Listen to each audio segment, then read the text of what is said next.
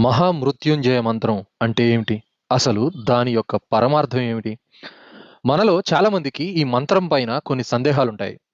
ఎప్పుడో ఒకప్పుడు అందరం మరణించాల్సిందే కదా! మరి ఈ మంత్రంను చదివితే మృత్యువును జయించి ఎల్లకాలం బ్రతికి ఉండలేం కదా అని.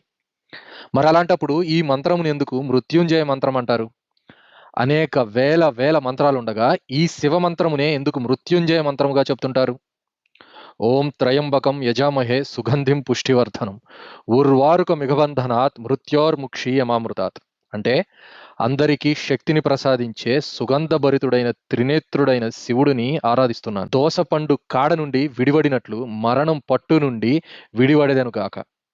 అసలు దోసపండుకు మృత్యువుకు ఏమిటి సంబంధం? తెలీదు. అర్థం కాదు. కానీ మృత్యువును జయించడం అంటే శరీర పతనం కాకుండా వేలాది సంవత్సరాలు జీవించి ఉండడం కాదు. పునర్జన్మ లేకపోవడం. అంటే ఇక ముందు జనన మరణాలు లేకపోవడం. అంటే ఈ జన్మలోనే మనం ముక్తిని పొందడం. ఈ ముక్తి అనేది మరణం తర్వాత ప్రాప్తించేది కాదు. జీవించి ఉండగానే పొందాల్సిన స్థితి. ఈ ముక్తి స్థితిని పొందాలి అంటే జ్ఞాని కావాలి. ఆ జ్ఞానోత్వను ప్రసాదించేదే ఈ మంత్రం. అది ఎలాగంటారా? ముందుగా ఉర్వారుకం అంటే దోస పండుని గమనించండి. సామాన్యముగా ఈ దోసపాదు నేల మీదే ఉంటుంది. ఈ పాదుకు కాసిన దోసకాయ పండినప్పుడు తొడిమ నుండి అలవోకగా తనంతట తానే విడిపోతుంది.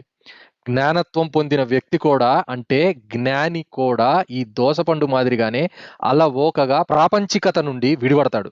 అంటే మాయ నుండి విడిపడతాడు.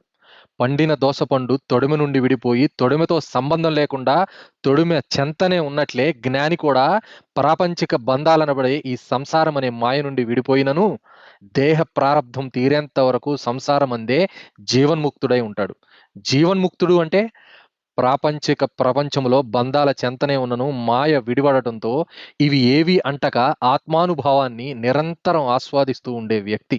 అంటే ముక్తి స్థితిలో ఉండే వ్యక్తిని జీవన్ముక్తుడు అంటారు. ఇక మరి ఈ మాయలో ప్రపంచంలో జనన మరణాలు లేని స్థితిలో ఉంటాడు. పునర్జన్మే లేదు అని అంటే మృత్యువును జయించడమే కదా! ఇక ఈ స్థితిని పొందడం ఎలాగో తెలియజెప్పేదే త్రినేత్రుడు, లయకారుడు అయిన శివుణ్ణి గూర్చిన ఆరాధన.